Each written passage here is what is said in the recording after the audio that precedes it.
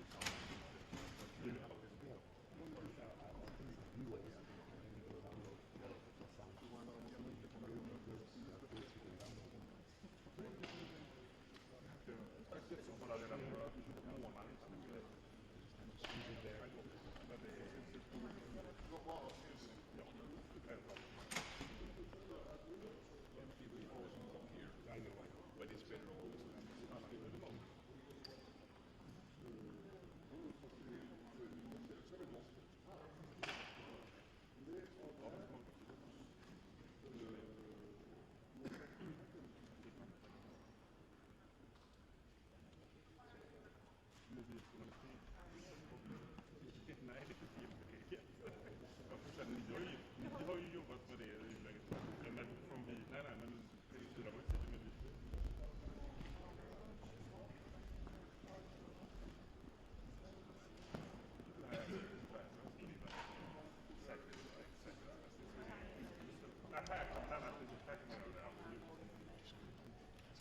Men det är det här vet man ju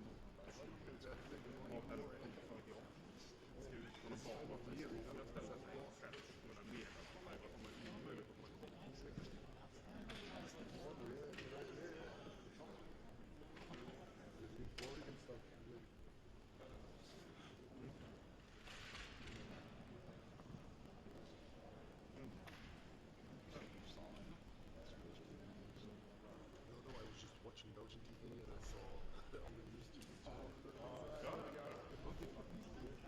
the bike shots just before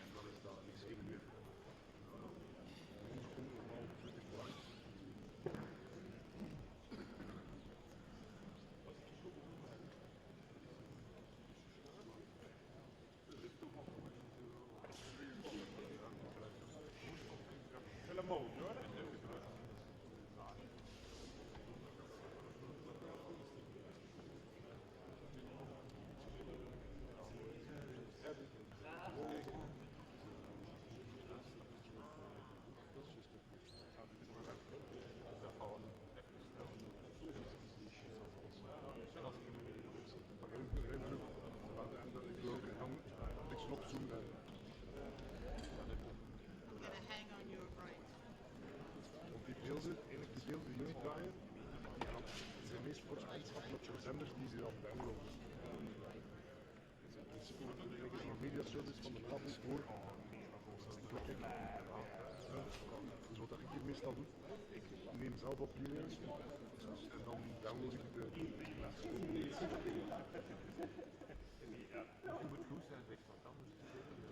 maar ik zelf dan de collega's van, ik heb van zijn tegen Patrick die werkt voor de Finnen vandaag. Dus zorg dat je de Fins goed in beeld hebt. Dan mag dan in montage werkt straks makkelijker.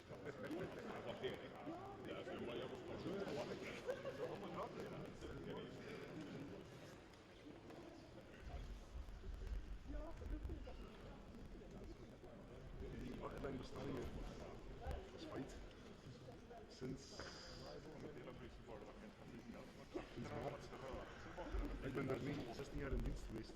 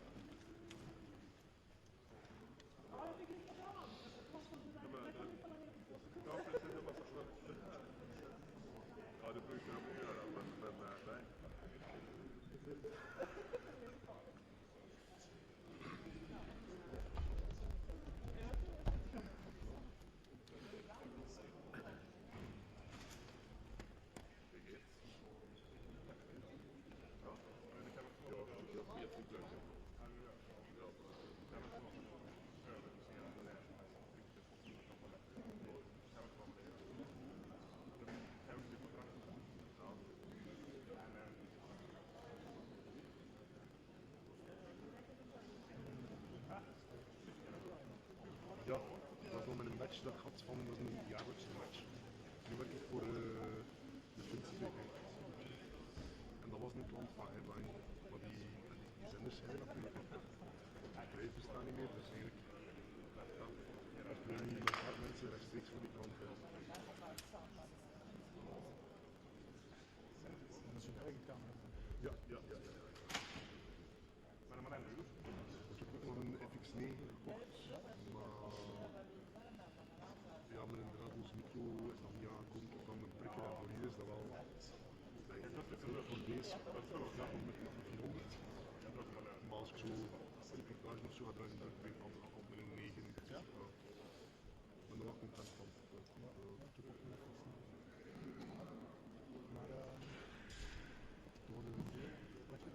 Ja. Ik heb nog een stuk op, zodat ik het serieus? Ja. Die staan op internet. Ja. 5000 euro. Nee. Het ding is van, die camera's zijn veel gebruikt geweest voor die uitvoerderij en zo, dus die draaien in nieuws. En hetgeen dat ik doe, zelfs reportage, eigenlijk zijn we meer op de baan dan dat we echt zo uren per dag filmen doen. Omdat in Parijs zit, dan heb je misschien zo'n half uur rushes, en dat is al veel. Dat is anders als je zo bijvoorbeeld, als ik zeg maar bij een restaurant rijdt of zoiets, dan met de camera op schouder en draai, kaartje vol voor een kaartje. En die...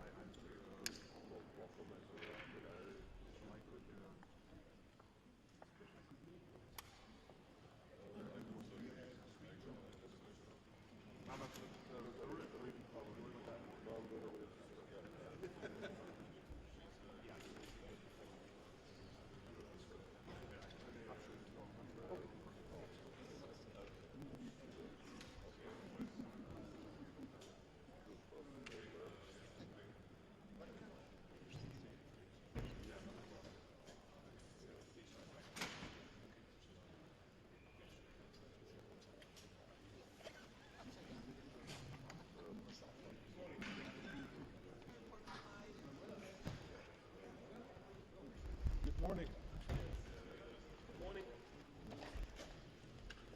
Early morning. So where? So good morning. Today's meeting is very important, and it is very important momentum as well. We know exactly what was discussed and what will be the results between Viktor and Putin negotiations. We'd like to hear, of course, from Ukraine Foreign Minister what is going on, what are their positions. But from our perspective, what we see is that Putin has not changed any course. He's pushing more aggressively on the battlefield. It's pretty obvious that he doesn't want to have any kind of peace, and that's why the way to put more restrictions to Ukraine is the wrong way. Actually, we must put more pressure on Russia. We have been pretty successful about the sanctions and as well the shadow fleet and many other aspects, but we must do more, and we can do more. And there cannot be anything discussed. But also, there cannot be anything decided and agreed about NATO and Europe without NATO and Europe. And this is exactly what we are going to discuss today. So what can we do more? Very concrete things. To put pressure on Russia much more. I do hope that Ursula von der Leyen will share today the legal papers about how can we use the Russian frozen assets. Because this is a leverage that Europe has. No one else can use them. And the principle that aggressor must pay is there. And I do hope that this legal paper will be put on the table today and Europe can decide. Because if Europe wants to be recognized in this process, where we design actually the European security architecture, we must make decisions. It's not only about the sanctions. We prepare the next sanction package, but this is about Russian frozen assets. And we need to give the guarantee for Ukraine that funds will be there and our taxpayers will not pay more, but Russia will pay more. So this is now the most important thing. The second thing is about how can we support Ukraine more. And today we're going to discuss as well the PURL mechanism. Estonia, together with the Nordic Baltic states, decided to participate in PURL mechanism as well with 500 million euros worth military support to Ukraine. It must continue. All the others should as well to put more support in. But also we must move forward with the security guarantees to Ukraine. If the just and lasting peace coming, if there will be momentum of the ceasefire, which actually Ukraine is asking, and Putin can actually offer it very quickly if he wants to have it, though we must give Ukraine security guarantees which are working, which are not just written on the paper. So, of course, Estonian position is clear that Ukraine position and future will be in NATO, but probably it doesn't happen right now. Though we must decide as a coalition of the willing, together with US, to give the security guarantees, what means that Europe must put the skin in the game. It means the boots in the ground, if there is need for that. Estonian government already in March this year decided that if there is a need, and this with the formation of the coalition of the willing security guarantees, boots on the ground, we will participate. Even we are the neighboring country and a small country to Russia, and we are the front line on the east to NATO. But we must understand that if we can keep the peace in Ukraine, then we are securing Europe as well. And of course, as I mentioned before, Russia will remain the long-term threat. We're going to decide and discuss today as well about what NATO can do more. As you know, we have lots of different hybrid attacks. We have lots of different actions which Russia is organizing in Europe. Estonia was under heavy violation of the airspace in 19th of September this year. And we have called as well 2 NATO missions. One is Eastern Sentry and the second is the Baltic Sentry. And we need to increase as well the capabilities on the eastern flank. The latest news, not only from the Baltic states and Poland, but also in the middle of Europe, they are really deeply concerning because Russia is pushing more and using the secret services and attacking our people, our assets. So this is not a joke anymore. Russia is an aggressive country, and NATO must be prepared for that as well. So thank you very much. We have to measure. Ready to go war against Europe if necessary. What do you make of such comments? I think that Putin is deeply concerned if he won't be successful to push Ukraine back and having this kind of deal that Ukraine be under the restrictions and heavy pressure, and the other way around. If we're going to use the Russian frozen assets, if we are putting more pressure on Russia about the sanctions, as well, the European Union is preparing the tariffs about all the import from Belarus and also Russia. So we have lots of leverages to push Putin. So he's using these typical tactics to play with our fears. But worst thing, Europe never attacks Russia. We will never do it. NATO never attacks nobody. So this is just playing with our minds and putting you as well, asking the question from me. But I think that we don't need to take it seriously. Minister, how would you comment on corruption scandals in Ukraine? Any kind of corruption is a bad thing. As you know, Estonia is on the top in the world about anti-corruption positions. But good thing is that the Ukraine institutions actually dealing with that. Everything is public, and as well, President Zelensky has made very tough decisions about these persons who are connected to that. But let's see what is behind that. Minister, how can you make sure that the US is seriously taking European interests into account in the peace negotiations? Europe must put a leg on the ground. We must actually decide what we are going to do in Europe. Putin cannot decide over us. And as well, US cannot make decisions instead of us. So just one very precise example is about Russian frozen assets. We are talking about more than 200 billion euros what are in Europe. So this package, what I do hope that will be decided very soon, will be like 140, 160 billion euros. And this is something that Europe actually putting itself around the table to negotiate what kind of deal will be in the future. And this is the leverage what Europe has. And this is a huge money which will fund Ukraine for a long period, and giving as well, and will give as well a very clear support to Ukraine to decide itself what to do. So we cannot put Ukraine the weaker position, because they are victims actually. So Europe has many things to do. Are we all just kidding ourselves with these negotiations? I mean, every time Witkoff goes to Moscow, we act like Putin can be convinced to all of a sudden be for peace. Isn't this naive and even illusory to some point? It's not naive, this is reality. But I said before as well that Putin is not changing his goals. We must focus on these actions, what can bring this, that Putin should change his goals. Now Putin is putting conditions on the table, and we would like somehow to discuss about this. No, we must put more pressure on Russia. We know how to do it. There is a plan. There is a plan for that. We have sanctions, we have frozen assets, we have support to Ukraine. Ukrainians are fighting. Actually, Putin would like to carry the narrative that he's winning the war. But please, all of you, follow what is really happening on the battlefield. There is no strategic breakthrough.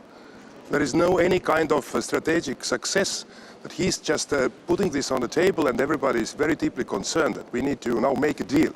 You know, Estonia never will recognize the change with military power of their territories. So, as US never recognized the Soviet occupation of the Baltic states. So, we have lots of leverages. We need to support Ukraine, but you're right. We don't know exactly what is happening in Moscow and during these negotiations. Let's hear our Ukraine friends.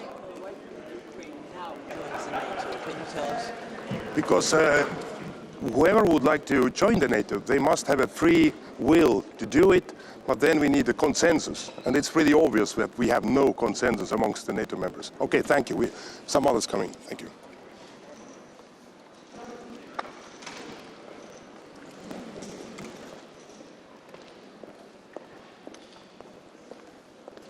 Good morning, I'm Latvia's Foreign Minister Baiba Braže, and we are ready for a day of hard work. First, the session at 32. Our priorities obviously are three. One is strengthening our own NATO's deterrence defense capabilities, so looking at the Hague decisions, making sure how 5% for defense is implemented. In our case, for the next year's budget, we have that confirmed, hardcore defense capabilities, so not some foggy stuff, and we'll make sure also that our defense forces get what they need. On top of that, we are strengthening our internal security services, resilience of society, critical infrastructure, so on and so forth. So we look forward to all the allies taking their obligations also as seriously. And then, of course, second big priority is support to Ukraine. We all were following the news from both Moscow, but also from Kiev and other places. So nobody should be trying to get results through the so-called peace talks that they can get on the warfield, on the battlefield. And that is what Russia is trying. Russia is trying to undermine the US standing in the world. Russia is trying to split NATO, and they are trying to get it through these so-called peace talks. Ukraine deserves a peace that is just, peace that is long-lasting. So we stand by Ukraine, we will continue supporting Ukraine. We provide about 1% of GDP, if not more, for Ukraine's assistance. So we will continue doing that. And third big priority is constraining Russia, because our problem is Russia, it's not Ukraine. For NATO, we have defined Russia as the most serious threat for Allied security and Euro-Atlantic security. That means that we have to take measures to weaken Russia.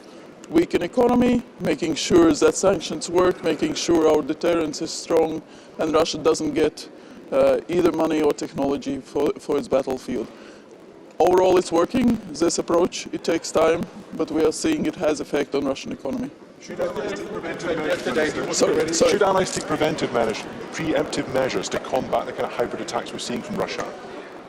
There are things that are better done and not said, because cyber offensive capabilities, allies have cyber offensive capabilities, and if necessary they can be employed, but nobody's going to talk about it loudly.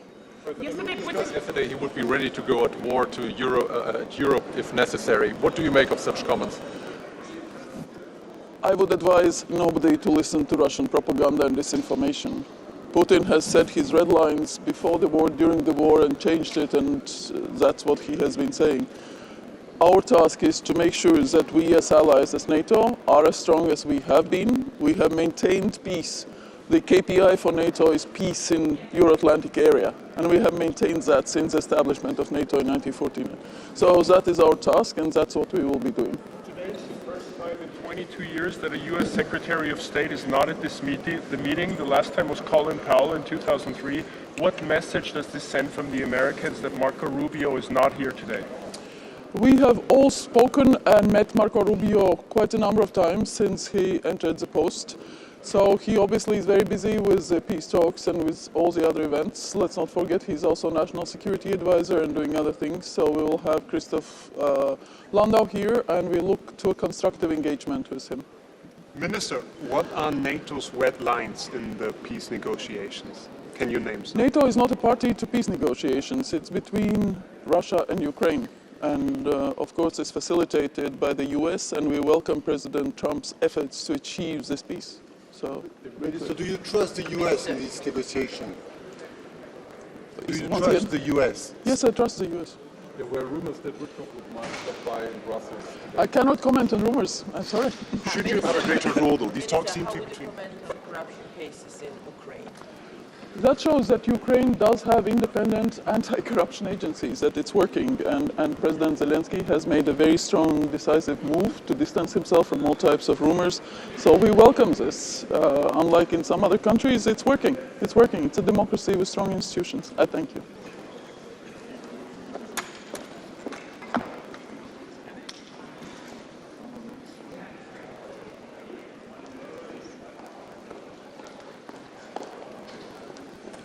Good morning.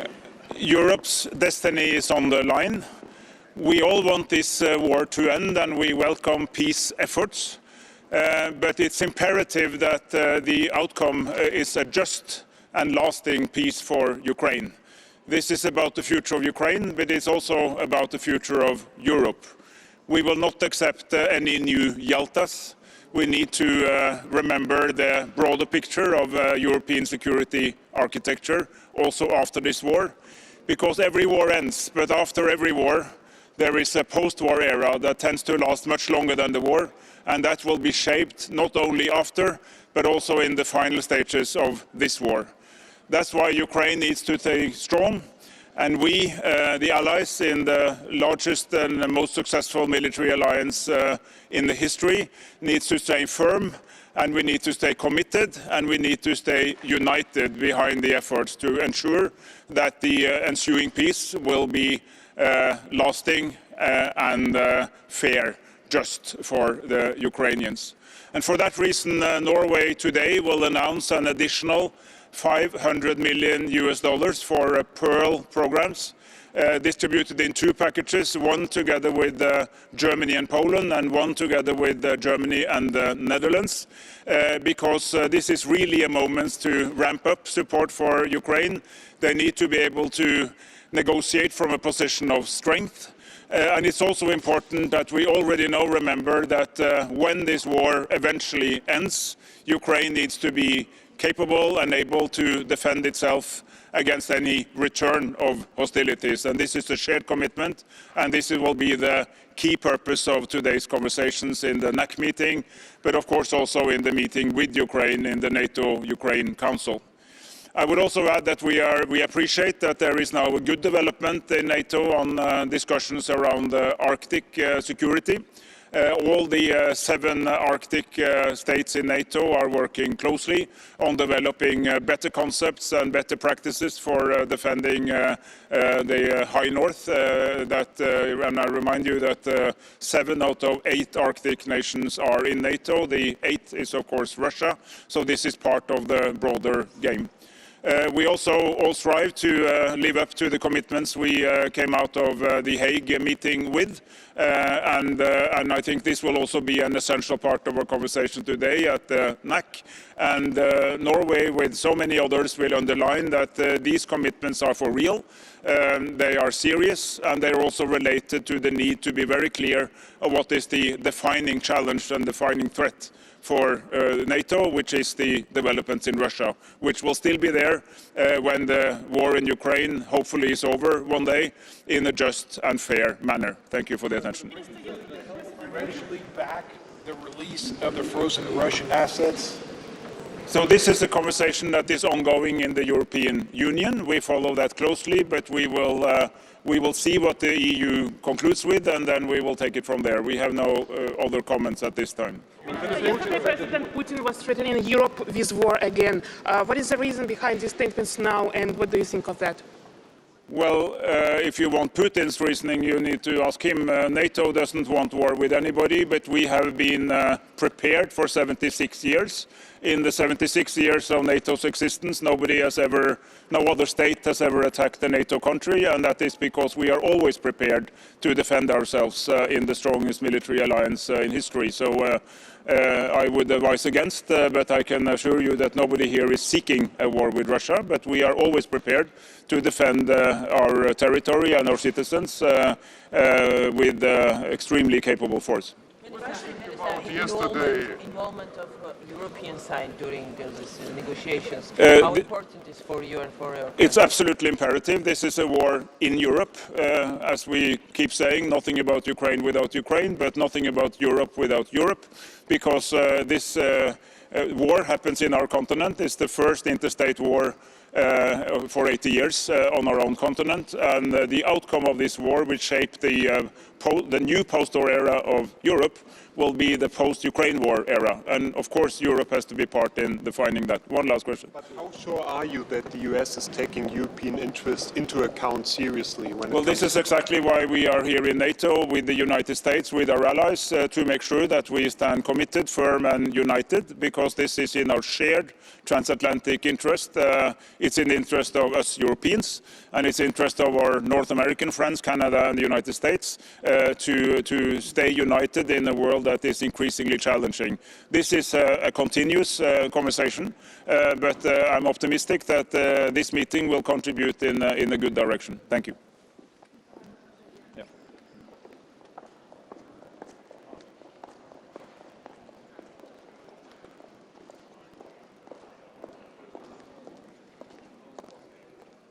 Good morning. We meet in difficult times, and how the war ends in Ukraine will have a huge impact on European and transatlantic security for a long time. Now, I appreciate all efforts to reach a just and lasting peace, but in the meantime, we need to step up on our own military investments, and Sweden is planning to reach 3.5% already in 2030, and step up on support to Ukraine. The Nordic countries provide 1/3 of all military support provided by NATO countries this year to Ukraine. Now, this says a lot about our 5 countries with only less than 30 million people, but it also says a lot about what other countries could do. And if we don't do this now, then it will cost us a lot more in the future. Thank you. Putin yesterday reaction on peace talks, they made statement, some Putin, Ushakov, that they have good conversation, but even without go deeper in this proposal, peace proposal. Well, until I see anything different, then I'm going to continue to draw the conclusion that Russia does not want peace, and that is why we need to stick to the 2-point plan, increase the support to Ukraine and increase the pressure on Russia. And we need to hit them where it hurts most, and that is the oil and gas revenues. We're ready to go at war against Europe. What do you, if necessary, what do you make of such comments? Well, I come to the conclusion that we need to step up on our own military investments. So this is an important meeting today to discuss the individual deliveries on the goals that we set up in The Hague this summer, because we know, and especially us who are living close to Russia, that they pose a real threat, and that is why we need to constrain them in every possible way. Are you willing to financially offer a financial guarantee to Belgium for the release of the frozen Russian assets so they don't bear the responsibility all to themselves? The frozen assets is a potential game changer. And of course, we need to make sure that Belgium feels secure when releasing these assets, because it is a great part of their GDP. And of course, Sweden is willing to contribute to that. Thank you very much.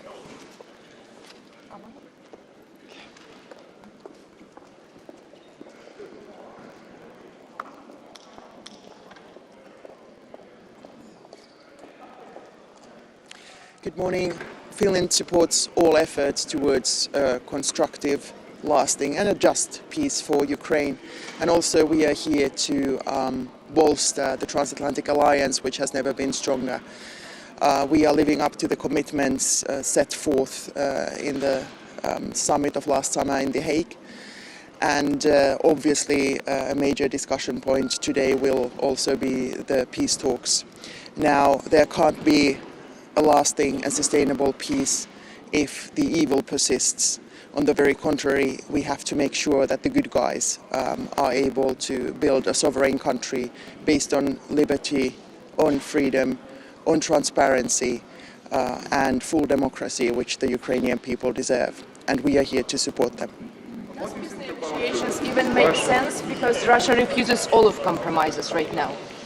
So far we haven't seen any concessions from the side of the aggressor, which is Russia. And I think the best confidence-building measure would be to start with a full ceasefire. And if not with a full ceasefire, then with a ceasefire on energy infrastructure, which would make sure that there are no deliberate civilian casualties, which has been, unfortunately, the playbook of Russia so far. Minister, there's no unanimity for NATO membership in NATO, here NATO.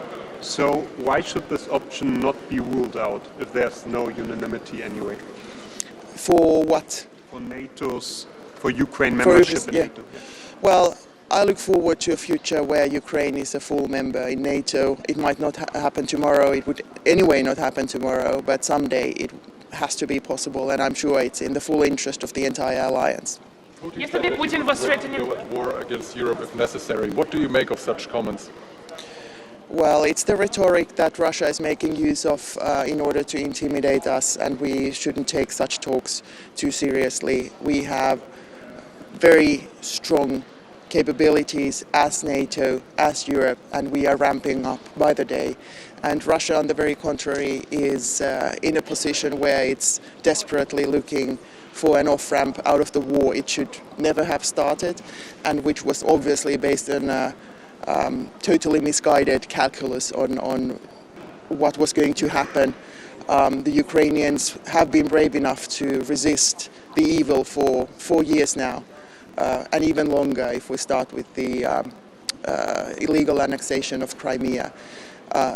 Ukraine has all the possibilities to really, have a future which is based on not only the freedom but also the full sovereignty which it deserves.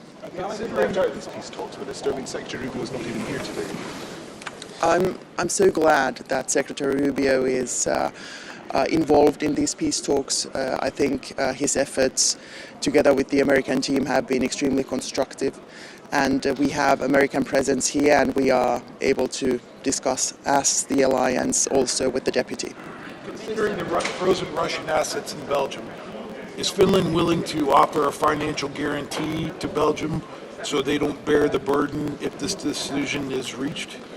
It's very important that we find a solution to making use of the frozen assets for the victim of this war, and at the end of the day for the victory of humanity.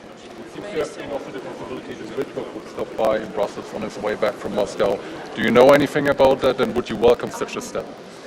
I spoke with my colleague Andrei Zubia last night, and he was confident that in some shape or form we will be briefed also here in Europe, and he will himself be coming over, and I'm looking forward to those discussions as well. But apparently they haven't been able to reach massive consensus last night in Moscow. Have you seen the statement of Russian officials after yesterday's negotiation, and what do you think about this statement?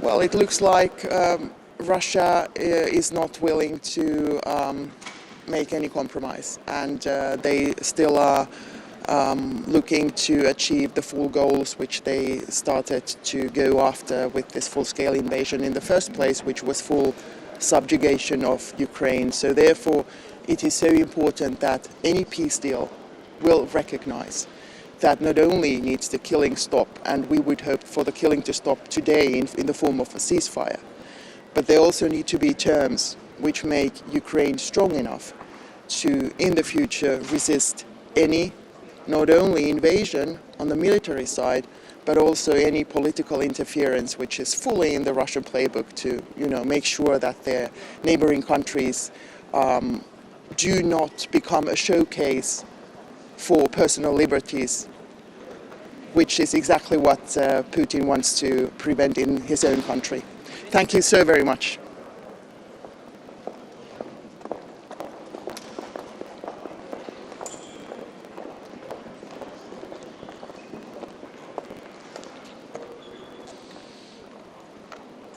Good morning. We have come here today on behalf of Romania with a very clear mandate to increase the security of our citizens, but also to contribute to an increased security of the entire allied territory.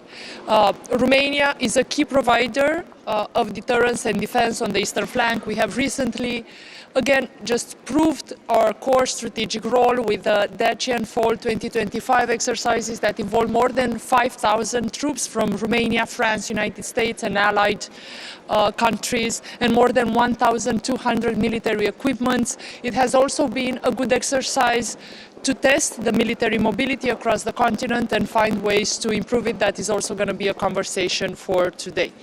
We're also in a moment where Bucharest has hosted the Future Technology Perspective of NATO with the NATO Industry Forum that we hosted in Bucharest. And that is also a key message we have for today as well, which is we need to keep pace in terms of innovation and in terms of new technology.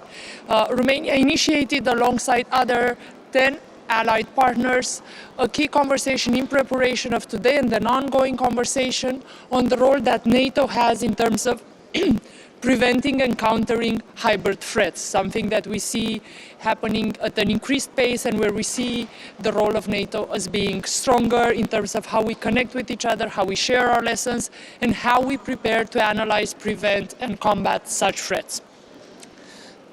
I'm sorry.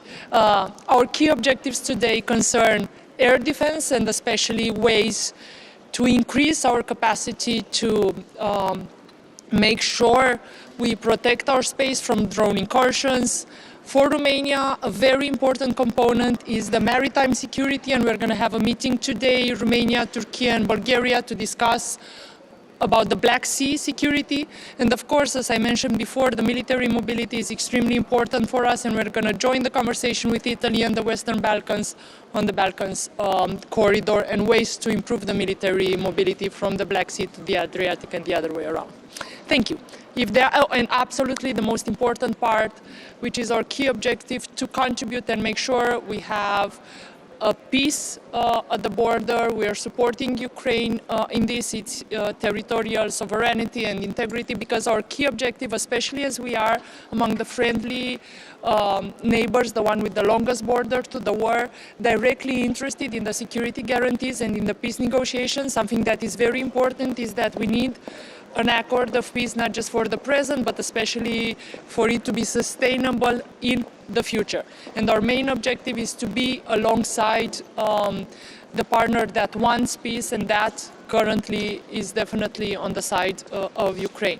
But this being said, the effort that has been done by European partners, especially by the United States more intensely in the last weeks and days, it is extremely important, and we're looking with hope at the next steps ahead.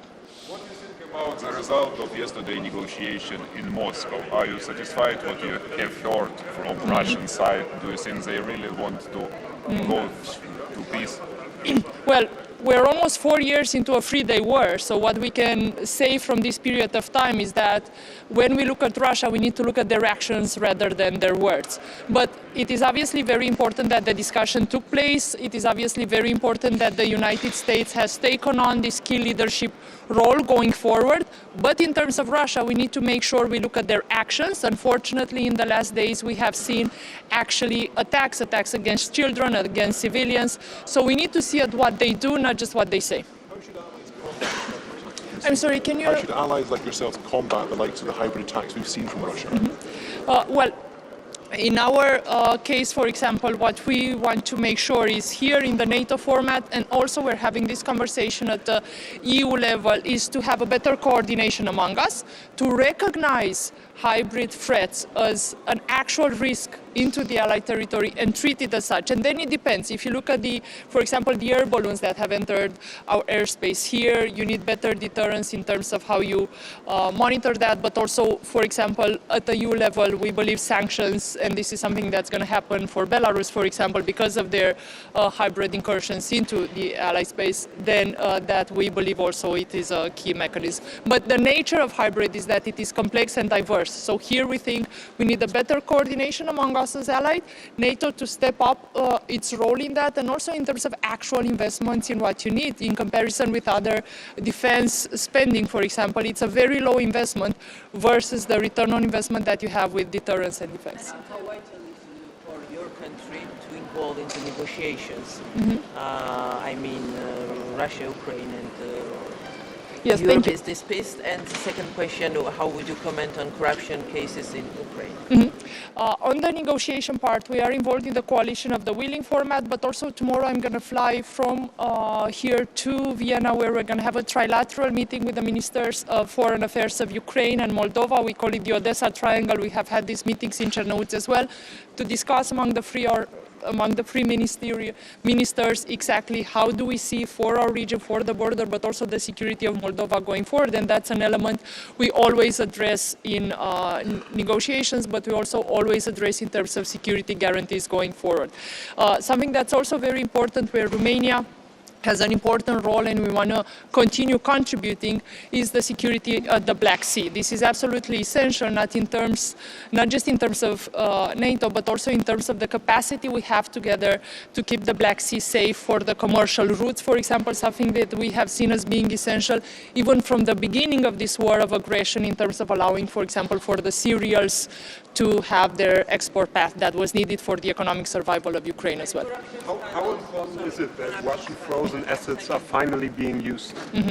Okay, so not to shy away from the corruption question, it is obviously something that cannot continue to happen. We see Ukraine take the tough measures that are needed, and something that we need to be very clear about is that there is no place for corruption, especially that when we look at a lot of the investments, we look at the investment and financial resources that are gathered from other countries' citizens and contributions, but also especially that we have the Ukrainian citizens fighting a war every day, and obviously there in the Ukrainian society we don't see any tolerance towards corruption at all. But we see Ukraine and President Zelensky taking the necessary steps internally as well, but also to keep the external confidence that is needed in the negotiation process. Can you repeat the question, please? Frozen assets, how important is it that they are finally being used and that it might be announced today how the legal framework looks like?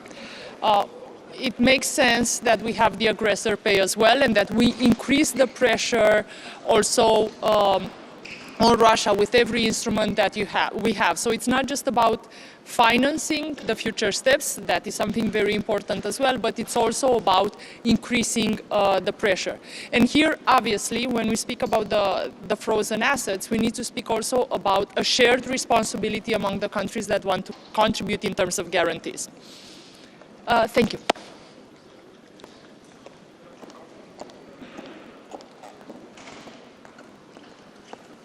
Morning, everyone. It's the first thing to underline today that Russia is and will remain direct military threat to NATO, and it will remain as this after the ceasefire or after the peace that will be achieved in Ukraine one day. And that is why we have to be serious and be prepared as NATO, as an alliance, for this, to meet this threat. Even today, we are, as the NATO, under attack with the different forms of the hybrid activities from Russia and its accomplice, Belarus. That is the GPS jamming and spoofing. These are meteorological balloons that are now interrupting our civil aviation and make the real danger to our critical infrastructure. We have to address it. We have to address it with the strong and resolved measures to increase our air defense and also the awareness of what is happening in the very neighborhood of ours. Our decisions that we made in the Hague summit have to be implemented fast and faster than we pledged, faster than 2035, and Lithuania in this leads by example. So this year we have the 4% of our GDP spending on defense. Next year we will have 5.4% of our GDP dedicated for the defense. And we do it with the very clear goal in our mind, to be prepared with our armed forces, to develop the division in our national land forces, and also to prepare the critical infrastructure, host nation support infrastructure that is needed for our allies. This is our approach. And I'm really here today hoping to hear the same from our allies, from the countries around the table, that they are doing also the same. Speed up with the defense spending. This is very much needed, because otherwise we will be tested with what we have committed, and we want to avoid this. We have to continue with our support to Ukraine.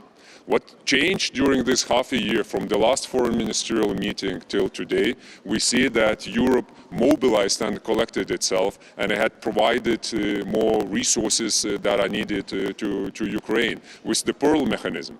We see that United States are engaged in the process. They put the diplomatic efforts to achieve the long-lasting peace. What hasn't changed during this half a year, that was Russia's position. They're absolutely not interested in neither ceasefire nor peace agreement, and they continue to do what they're doing. So for us, this is the reason to prepare the finances for the next year. And in doing this, we have to understand the needs of Ukraine. That's more than 50 billion euros that they need. And we also have to understand that we have to share the burden. We cannot proceed like it is right now on the shoulders of Nordic Baltic countries, Germany, Poland, some of the others. We have to share it across the alliance. And that will be my message today to allies. We have to get serious with the planning. And we cannot leave Ukraine where they are right now. And, yeah, please. Doesn't Cohen negotiation talks even make sense just because Russia continued to refuse all of the compromises, all of the proposals? So what's next? We have to do what we are doing right now. Prepare ourselves and provide support to Ukraine. And we have to plan for the multi-years to come, as Lithuania did. We committed for 10 years. 0.25% for 10 years of our GDP will be provided for security and defense needs of Ukraine. If all the European nations will do this, that will be enough for Ukraine's defense efforts. So this is the formula that we are suggesting and proposing. Yes, we see that the efforts of United States are really constant, but we have also to admit that Russia is not meeting them with any flexibility. And what they're trying to do is trying to convince the international community that it's okay to break the fundamental principles. And it's not okay with us.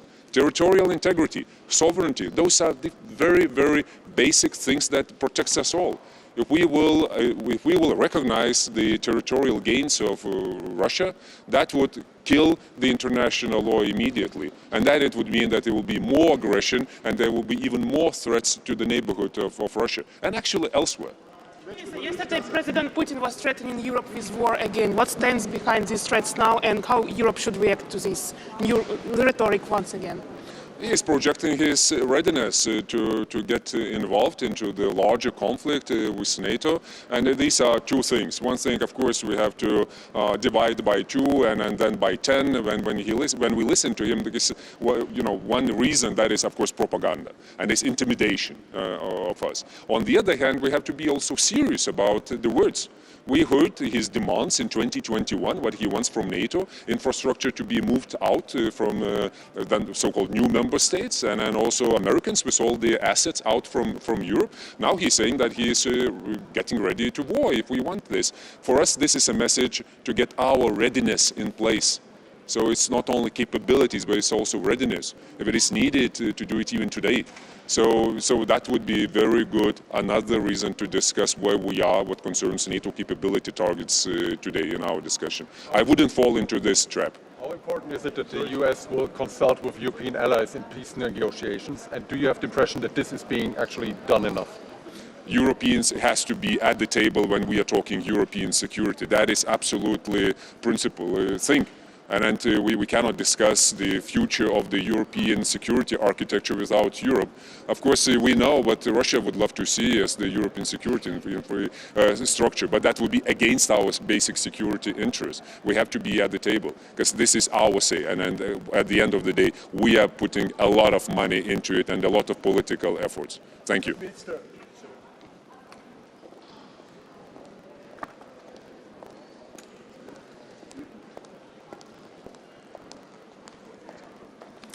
Good morning, everyone.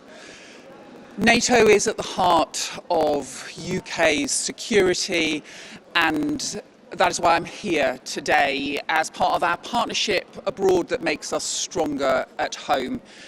And here alongside foreign ministers from across NATO to affirm our strong support for the people of Ukraine and for the process to secure a just and lasting peace for Ukraine, with security for Europe and security for NATO as well.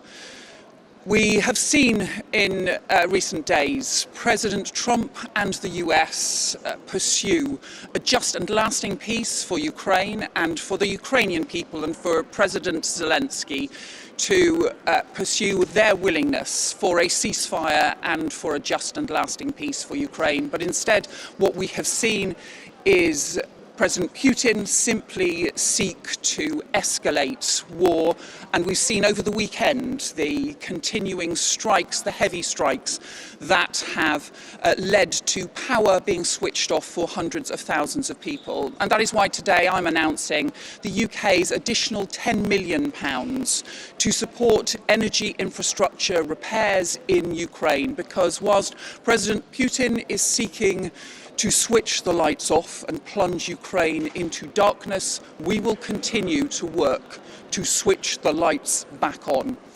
And we will continue to show our support for the Ukrainian people, for the sovereignty of Ukraine, and for a just and lasting peace, with the security of Europe and the security of NATO at its heart. Thank you. From Kosovo, I would like to take one answer for you. I'm Ibn Hari Sufi from TV1. We have 2 years from the attack on Bainska, and at the same time 1 year from the Iber-Lepans. What is your answer for this? And what is your message to Vučić? Because the Milan Radicic is not arrested, he's still now free in the Belgrade. So the talks that we will have today, the discussions we'll have today, are all very clear that we've seen 2 presidents are seeking peace, President Trump and President Zelensky. But so far all we have seen from President Putin is an attempt to escalate war. And that is why President Putin should end the bluster and the bloodshed and be ready to come to the table and to support a just and lasting peace for Ukraine and for the security of Europe and the security of NATO. Thank you very much. Thank you.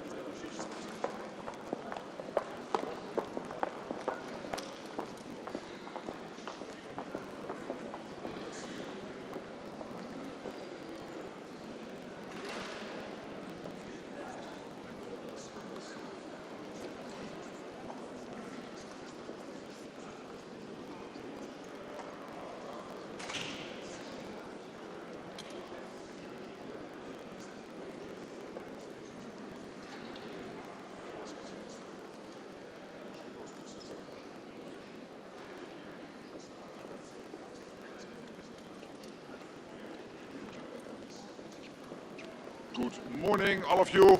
It's early hour. Looking forward today to host the foreign ministers of NATO. Of course, we'll be discussing the historic The Hague summit and to make sure that we implement all the decisions when it comes to someone's phone is ringing.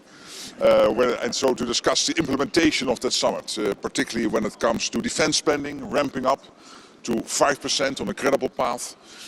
Defense industrial production, we have to do much more. We are doing better, but still a lot to be done. And of course, keeping Ukraine as strong as possible in the fight today, but also to be in the strongest possible position when peace talks really start to happen in a way where this could lead to a result. And then we will also have the NATO-Ukraine Council later today, the lunch, with Andriy Sybiha, the foreign minister, and Kaja Kallas, the EU High Representative. They are discussing, again, Ukraine. How do we make sure that Ukraine stays as strong as possible? The peace talks are ongoing, that's good, but at the same time we have to make sure that whilst they take place, and we are not sure when they will end, that Ukraine is in the strongest possible position to keep the fight going, to fight back against the Russians, but also in the strongest possible position when peace talks really get to a point where they sit at the table. Having said that, I'm open to a few questions, and then of course we'll see each other later at a full presser after the foreign ministers meeting. Who wants to start? One at a time, yes. Yesterday Putin was threatening Europe with war again, so what would be your message for him today after these threats? I'm not going to react to everything Putin is saying. We have seen him in military clothes, dressed like a soldier at the front, but not at the front. It was quite far from the front the day before yesterday, so no, I'm not going to react to everything. New pledges by Norway, the Netherlands. Yes, so that's really great news. So a lot of pledges have come in, and I hope I can make a few announcements later today. Pledges made today. And when you look at the overall numbers, as I said yesterday, we are now at 4 billion. So that means we are really on track for the 1 billion a month, August, September, October, November. And I'm cautiously optimistic that we will reach the 5 billion for the full year. And then for next year, we need for the full year, again, a lot of money, at least 1 billion, maybe even a little bit more than 1 billion a month. It might be around 50, maybe a little bit more for the whole year. When it comes to this crucial US gear, so this is offensive and defensive, including interceptors for the air defense systems, crucial to keep Ukrainian civilians and civilian infrastructure safe. So it is really good that this flow is there, that Europeans are stepping up, and Canada, by the way, also doing a lot here. So really, really glad that this is working. Let's talk about Aliev's team about how the talks went in Moscow last night. Well, as you know, I'm really glad that the US president broke the deadlock with Putin, started this whole peace process. It was only the US, under the leadership of President Trump, who could do this. But I don't want to comment on every step. So last night was, of course, important.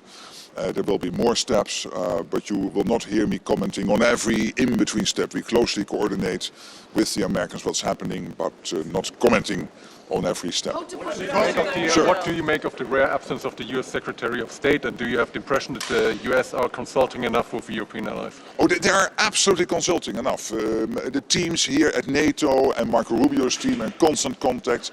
I myself in constant contact with the Secretary of State. Of course, he is working very hard when it comes to the peace process on Ukraine, but also when it comes to Sudan, Gaza, and all the other issues the Americans are working on. So I find it totally acceptable that he is not here. Chris Lendau is here, the Deputy Secretary. I had dinner with him last night, and he will be really great at the table. So let's not look into more than anything there's there. Comment on corruption, Bit louder. Corruption cases and scandals in Ukraine. Kaja Kallas this week said that trust is important, even important during war times, but nothing should taint the European way of Ukraine. So what is your position about it? No, I mean, I commented before that, of course, when corruption takes place, that it is important, and these corruption cases emerge, that the Ukrainians deal with it. And they are dealing with it. I think the Ukrainian president is taking all the necessary steps to root out corruption. How to push Russia to compromise something during these peace negotiations, and does these peace negotiations even make sense because Russia doesn't want to compromise anything? Again, the process is taking place. We had successful meetings in Geneva and in Miami between the American and Ukrainian teams.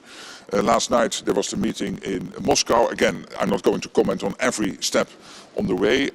It's important that the peace process is there. Hopefully it will lead to results. And if it takes too long or it is not leading to results, the best way to put pressure on the Russians is by doing two things. One is making sure that the Russians understand that the weapon flow into Ukraine will keep on going. That's exactly what's happening today, thanks to the US, thanks to the Europeans. US sending its crucial gear to Ukraine, paid for by Canada and European allies, but also Europe and Canada are doing a lot bilaterally. And secondly, making sure that the economic sanctions bite, that they are effective. That's also exactly what is happening. The US and Europe working in conjunction to have the maximum impact through sanctions on the Russian economy. That's the best way to change Putin's calculus. And in the meantime, of course, we hope that this will end sooner than later, because as the President of the United States has said, the meat grinder has got to stop, and I agree fully with him. Final question then. Talking about financing and supporting Ukraine, how important are the Russian frozen assets in context to keep this weapon flow you were talking about going? Yeah, what's important is that the weapon flow and all the other support keeps on flowing, including the Danish-Lithuanian initiative of investing in the defense industrial base in Ukraine, including the Czech ammunition initiative, including all the bilateral support going into Ukraine. I commend what the Irish have announced yesterday, so I think this is all important. Of course, Ireland not in NATO, but still supporting Ukraine. Of course, the way to fund it is a debate, and I'm not going into that because this is really up to the EU. And I know the European Union is working hard at solving that issue. So thank you so much, and we'll meet again after all the meetings. Thanks.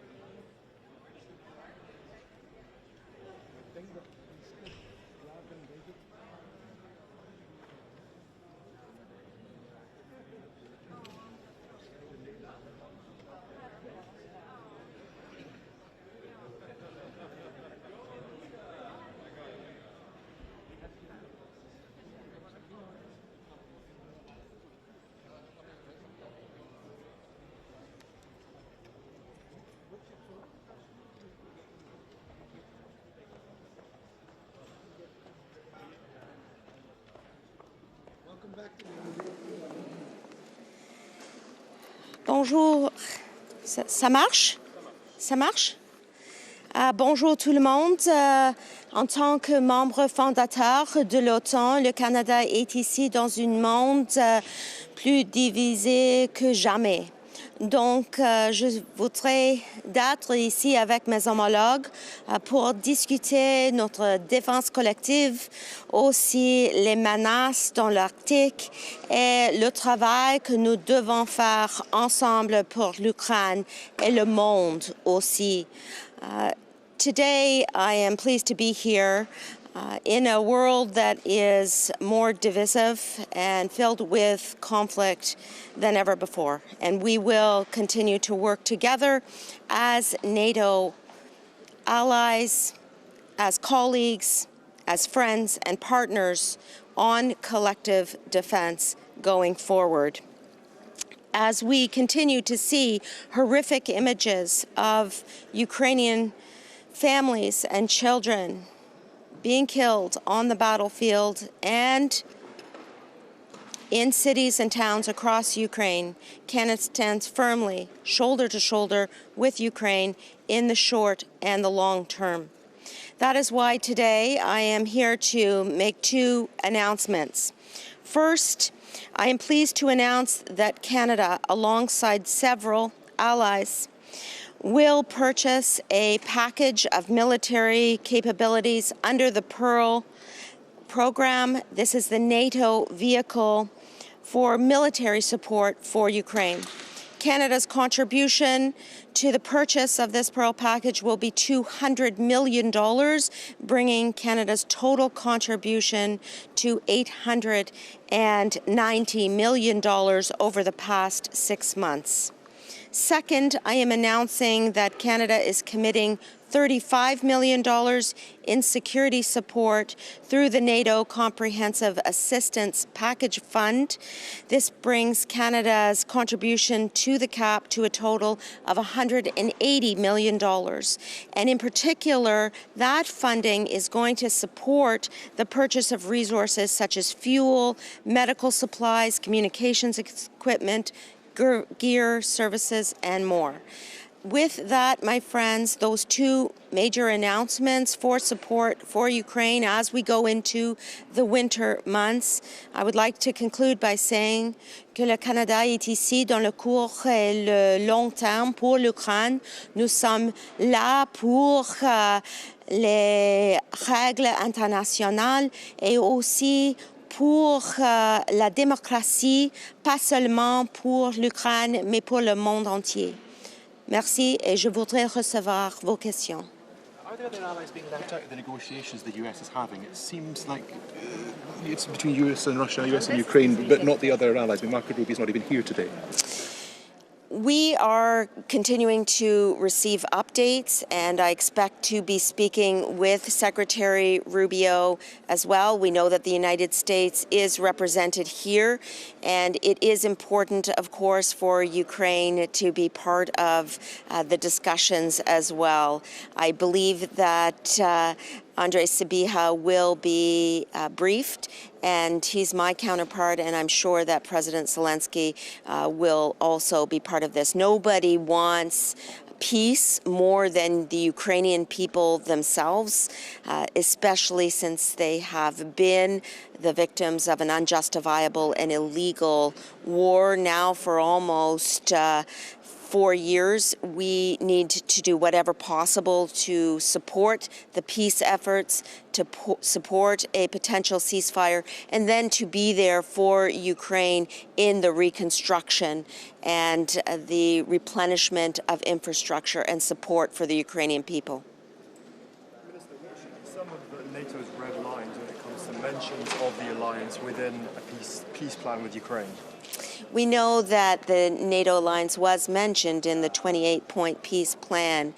The key there is to ensure that conversations about NATO membership rest with NATO itself.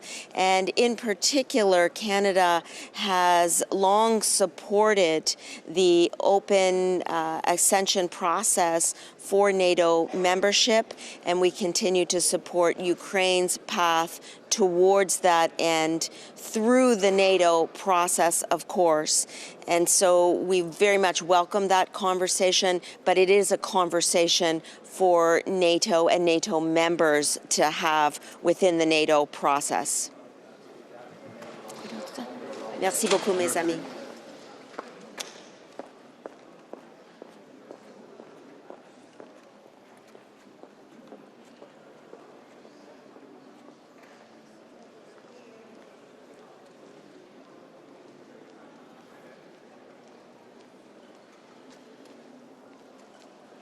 Good morning. So it's a pleasure to be here at this meeting of foreign ministers, a meeting which is the first one after the historic NATO summit in The Hague. Of course, we will be discussing NATO's preparedness coming out of the summit, what our plans are looking towards the future. A very strong focus will be on our principled support for Ukraine. But what we also see is momentum and a window of opportunity for peace in Ukraine. The Trump administration, Secretary Marco Rubio, President Trump, his entire team have put a very strong commitment on finding peace. We see, I will reiterate once again, that there is a clear window of opportunity for finding such a peaceful solution. And of course, we will stand behind our support for this existing momentum.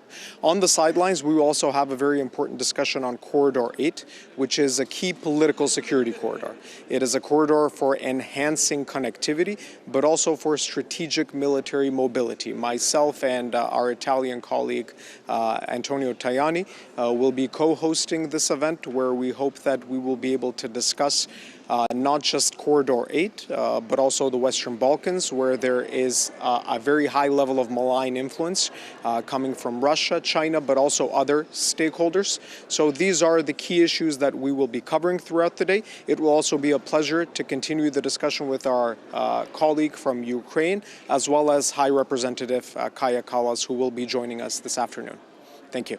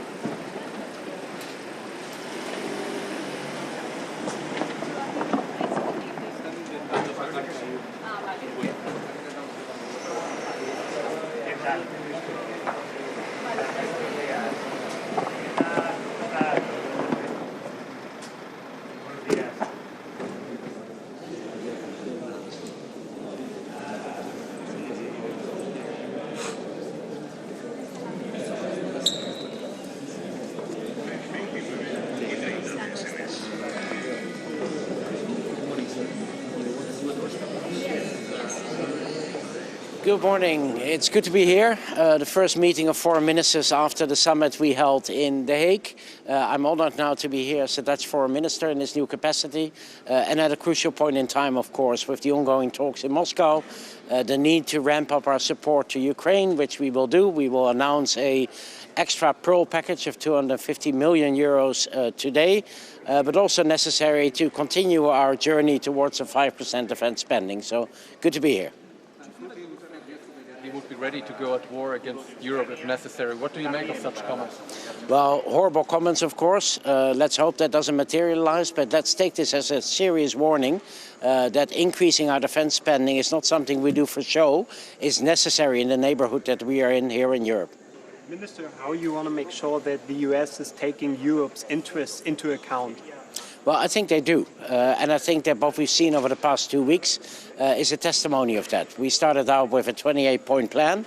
And now, after consultations with Europeans, with Ukraine, this plan has altered. And that what has been put before Putin is a totally different plan, taking into account the European and Ukrainian interests. Some of the hybrid attacks we've been seeing from Russia, do you think you should be taking preemptive action against these? Well, what we should do is make sure that we are resilient against these kind of attacks. We will see more of them, I'm afraid. This is a sign of our times. This is the way Russia operates. So whether it's sabotaging train tracks, whether it's sending drones in, disinformation, we will see all kinds of these hybrid attacks. The best way to prevent these is to be immune to them by having a great defense, by having great awareness amongst our population, being resilient to Russian disinformation, and reacting quickly once they do something, so we deter from future attacks. What security guarantees will stop Putin from attacking Ukraine in case of any peace deal? And what should be a contribution of both Europe and the US? Well, with any deal we make with Putin, it's good to trust, but it's much better to verify. So we need a strong Ukraine. We need an independent Ukraine that has a strong armed forces able to defend itself and deter any future attacks, but also solid guarantees from allies, the US, but also European allies. Concerning the frozen Russian assets in Belgium, is the Netherlands willing to give Belgium some sort of financial backing for these funds to be released? Well, we're willing. I mean, these funds are really, really important. We need to support the Ukrainian economy. Otherwise, they will have a very tough time next year. These assets are crucial, and we understand the Belgian concerns, and we are willing to at least make sure that they are not alone in this, should this go sour, and should there be any financial consequences. So, yes. Why is the absence of your Secretary of State not a clear sign that the United States are caring less about European allies? Well, there's a lot going on in the world at the moment. I mean, we discussed the peace talks in Moscow. We have a peace plan for Gaza that requires a lot of attention in order to move to the next phase. There are tensions in the Caribbean around Venezuela. So I understand that Secretary Rubio at the moment is needed in Washington more than he is needed here at the foreign ministers' meeting. That the frozen Russian assets won't be used by the US and Russia like it was deemed in the first 28-point plan?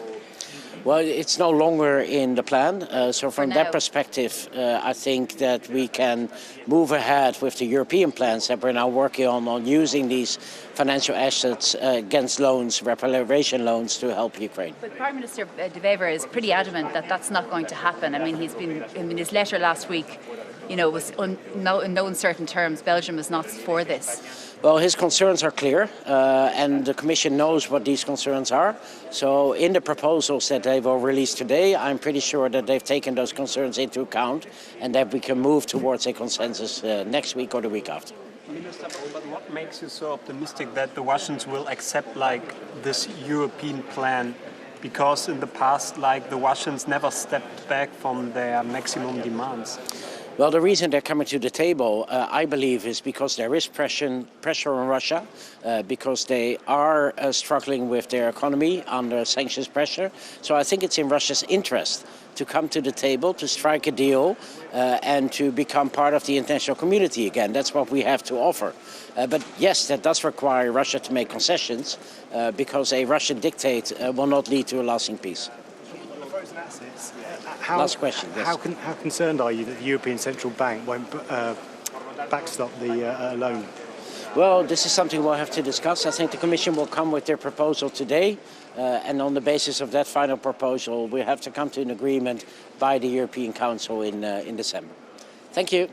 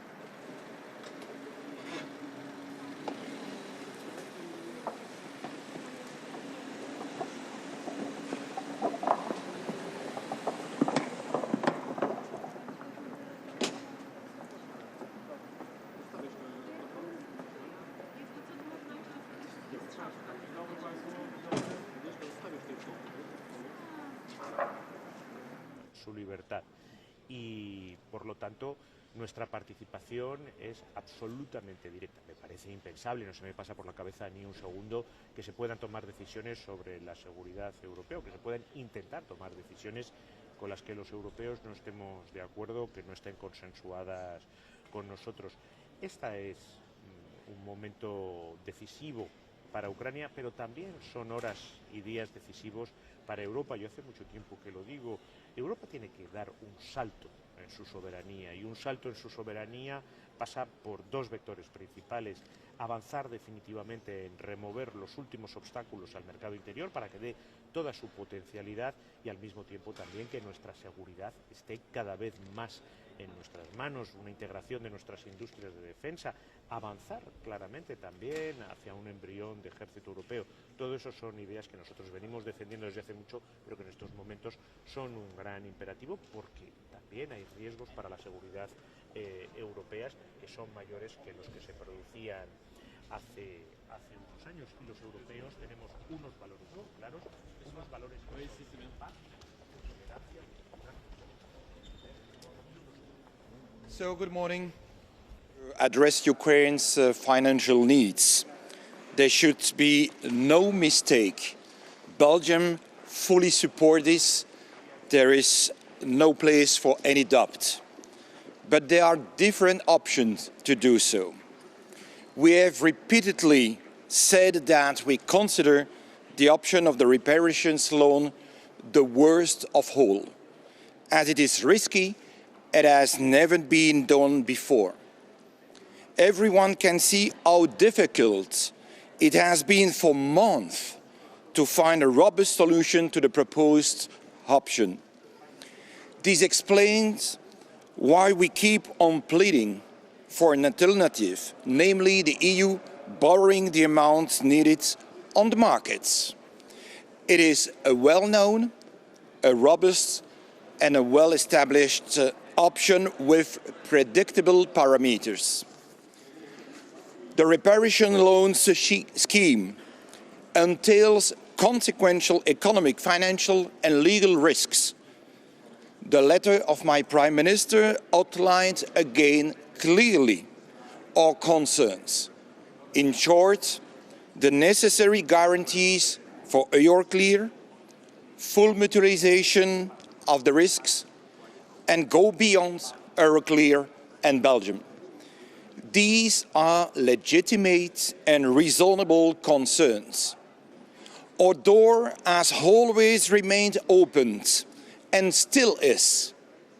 However, we have the frustrating feeling of not having been heard. Our concerns are being downplayed.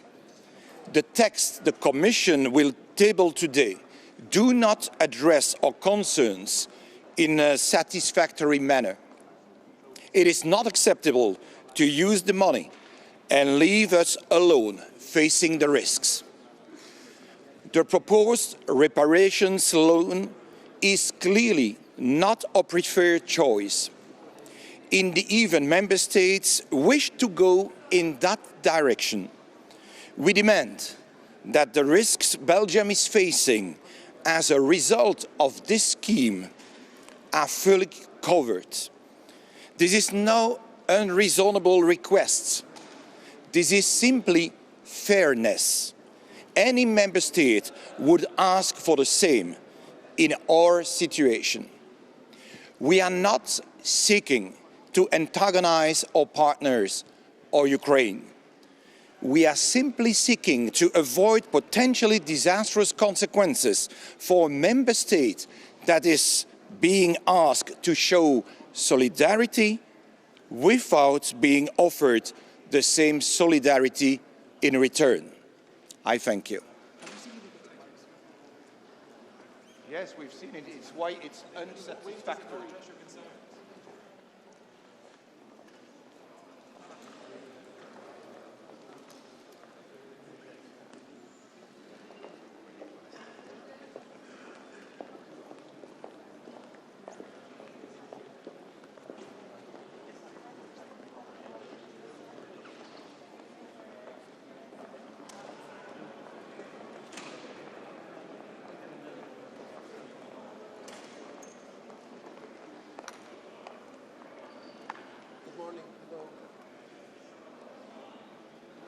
I will make a statement in Greek and then a brief statement in English.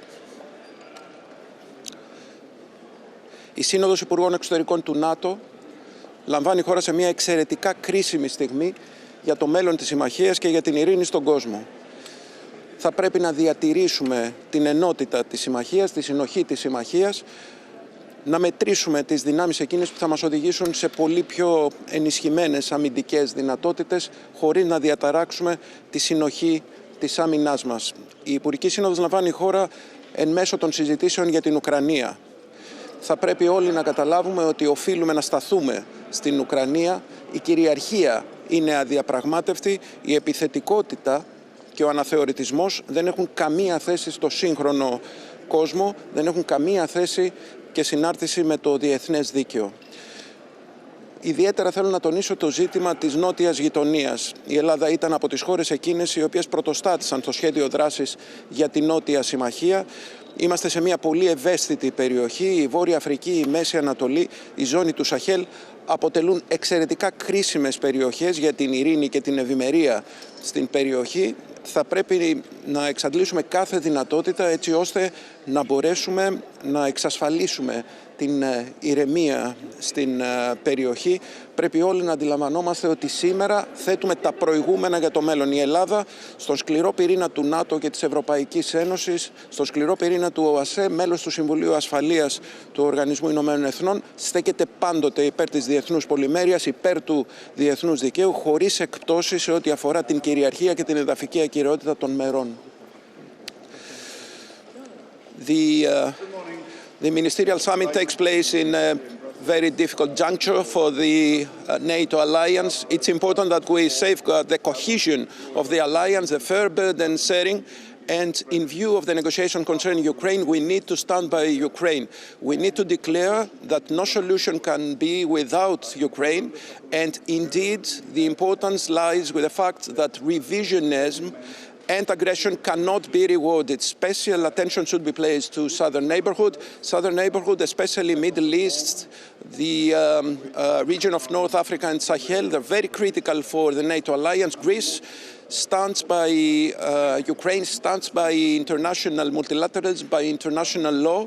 At the heart of the European Union and NATO and members of the Security Council, we will support in every power the right to sovereignty, the right to territorial integrity, the right for a rule-based international legal order. Thank you.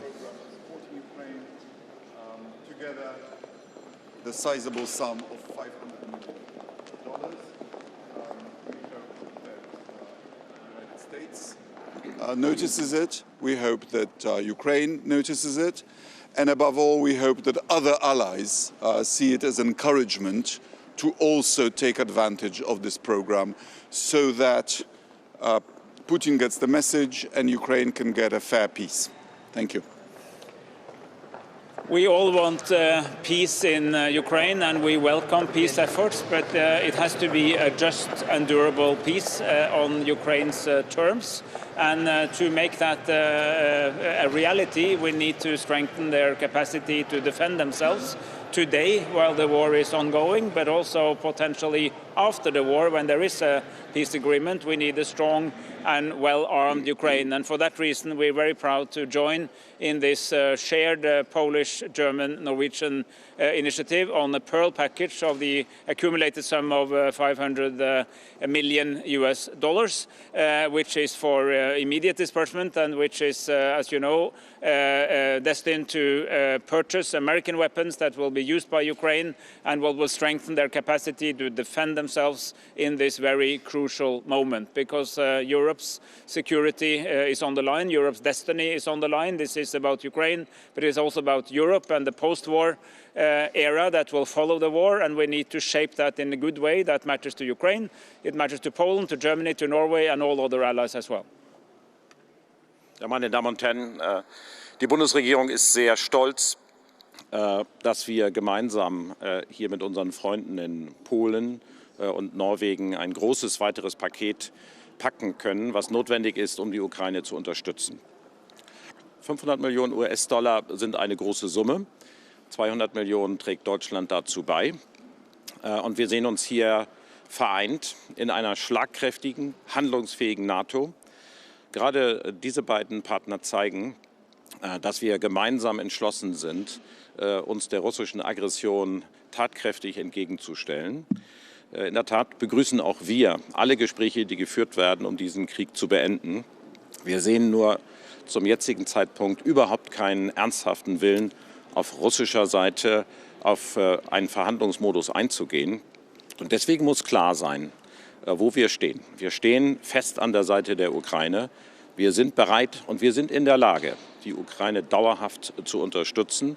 Das zeigt dieses Paket und das zeigen unsere weiteren Anstrengungen, die wir unternehmen, auch auf europäischer Ebene, um das eingefrorene russische Vermögen nutzbar zu machen. Und diese Einigkeit und diese Schlagkraft, die müssen wir in dieser Zeit deutlich machen, denn nur so kann erreicht werden, das, was wir alle wollen, nämlich ein belastbarer Frieden, eine belastbare Vereinbarung, in der die Interessen der Ukraine gewahrt werden können. Vielen Dank. Poland. Should allies be taking more preemptive action to avoid these kind of hybrid attacks? We certainly should make ourselves more resilient against Russian hybrid warfare. There have been arsons and assassinations in Germany, in the UK. Russia is escalating. We have a system of exchanging information between our security services. We believe it's also useful to restrict the movement of Russian diplomats in our countries to only the country where they are accredited, or even narrower. We've done that. I've now closed down all of Russia's consulates, which makes it more difficult for them to service agents, not only in Poland but in other countries. We need solidarity, and we need to be realistic about Russia's intentions, which are not good. Eindruck der aktuell laufenden Friedensverhandlungen. Warum haben Sie weiterhin den Eindruck, dass die Amerikaner ausreichend mit den Europäern konsultieren? Und ist die heutige Abwesenheit des US-Außenministers nicht gerade ein Zeichen dafür, dass das nicht mehr der Fall ist? Wir sprechen uns umfangreich mit der amerikanischen Seite ab. Ich habe ja mit meinem amerikanischen Kollegen Marco Rubio gerade vorgestern Abend noch ein ausführliches Gespräch geführt. Das setzen wir in diesen Tagen fort. Das gilt für alle anderen Kolleginnen und Kollegen auch. Alle wissen, dieses transatlantische Bündnis lebt davon, dass es eine lebendige Verbindung gibt über den Nordatlantik hinaus. Das dient dem Vorteil aller, das dient der Sicherheit aller. Und dieses Bewusstsein, das ist in Washington DC genauso vorhanden wie hier in Brüssel und in unseren Hauptstädten. Wir leben diese Gemeinschaft unabhängig davon, wer gerade an diesem Treffen konkret teilnimmt. Herr Minister, die EU-Kommission will heute den rechtlichen Rahmen vorstellen, wie die russischen Vermögen genutzt werden sollen. Ihr belgischer Kollege war gerade vor Ihnen da und hat nochmal die belgischen Sorgen unterstrichen. Wie wollen Sie den Belgiern ihre Sorgen nehmen, und würde Deutschland die Belgier finanziell oder das ganze Vorhaben finanziell mit absichern? Und wie wichtig wäre es jetzt, dass endlich die Frozen Assets genutzt werden? Die Bundesregierung arbeitet darauf hin, dass wir im Europäischen Rat einen entsprechenden Beschluss fassen können, dass wir die eingefrorenen russischen Vermögenswerte nutzbar machen können. Das muss auf einer sicheren Rechtsgrundlage geschehen. Daran arbeitet die Kommission und wird die Vorschläge jetzt präsentieren. Wir unterstützen das, und wir nehmen die belgischen Sorgen selbstverständlich ernst. Sie sind berechtigt, aber das Thema ist lösbar. Dann lösbar, wenn wir gemeinsam bereitstehen, Verantwortung zu übernehmen. Deutschland ist dazu bereit und ermutigt alle Mitgliedstaaten, das ebenso zu tun. Ich bin sehr zuversichtlich, dass am Ende der Vorschlag des Bundeskanzlers sich durchsetzen wird. Thanks. Okay. Thank you. Thank you.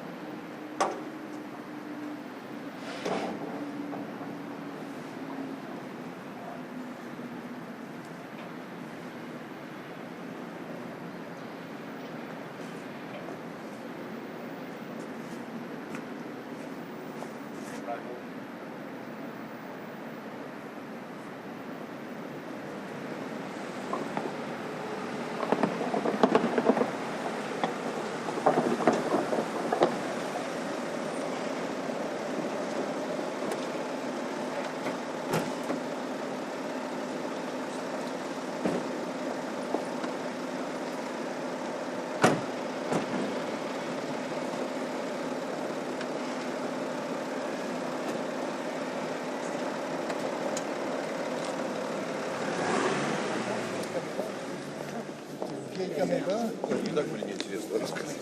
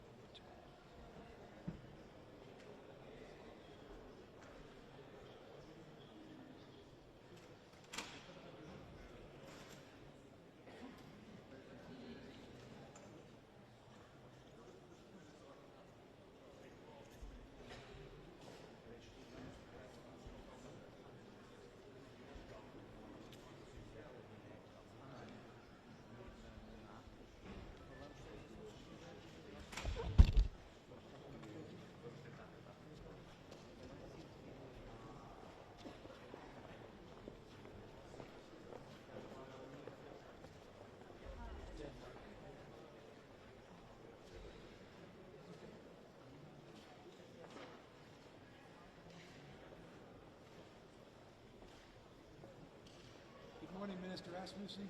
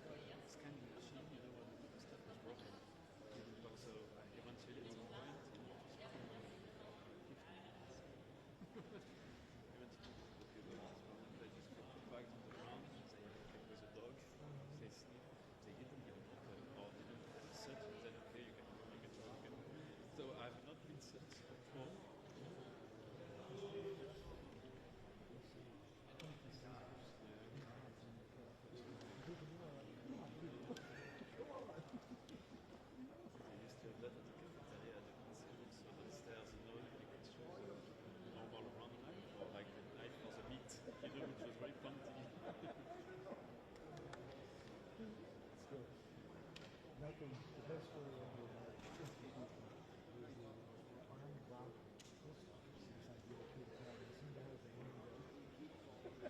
during a EU summit, everybody was in the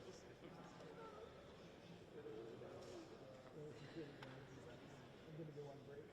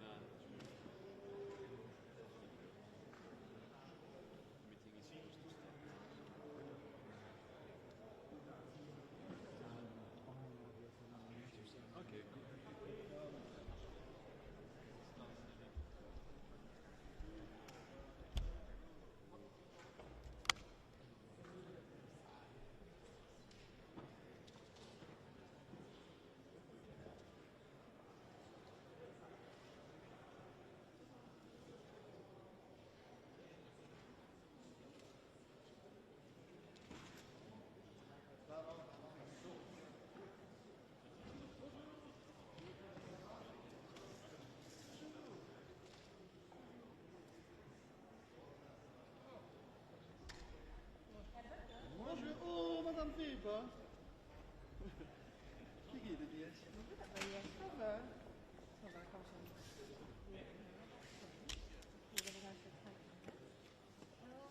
Hier, Bucha, Gespräche zu Moskau mit Machtverlierung fast.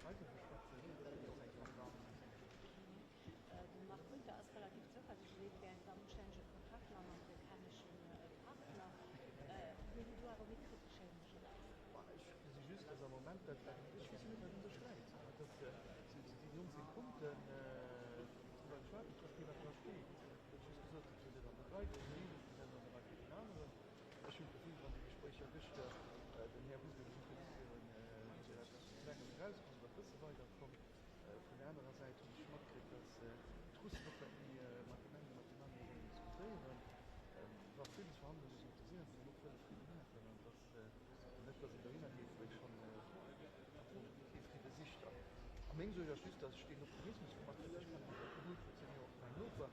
Ich habe das gemacht mit der ganz gut. Wie ich gesehen habe, just heute mit der NATO ganz wo man Amerikaner so eine Diskussion schaffen. Dann nicht mal so auf dem nächsten Niveau an einen EU, was wir sonst da haben mit das Länder im Moment als Fonds zu machen. Ich mein Optimismus hält sich aber auf Grenzen von der Just noch zur letztlichen Kontribution, letztlich lanciert 18 Millionen mehr an den Programm anzubieten, die anders kommen relativ sehr nur der E-Staffel mit 18 Millionen. Gut, halt Druck letztlich gemacht hat in dieser Mannschaft. Nee, wir doch mal Knochen geguckt, wir wollten nicht mal das Gründungs oder die waren dann nicht vorne. Du hast die Lücke, das kommt es mir auch ausgesucht.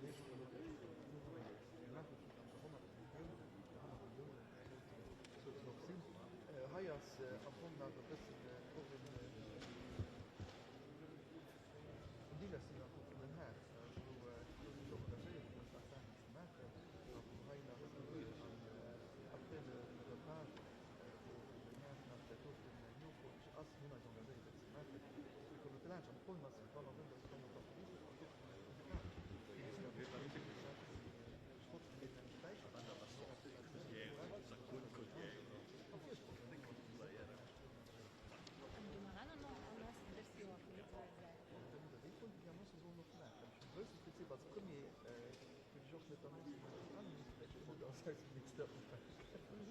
Schüss eng vu Kommission wer Traum endlich en Proos machen, dat die russsisch immobiliséiert Staatsvermegen geht, Weltspitze wo war der bestimmte Gespräch von Bertolt gesehen, für bei der Garantienheit, der kein fundamental falsch geht, wie also nur die letzte Position.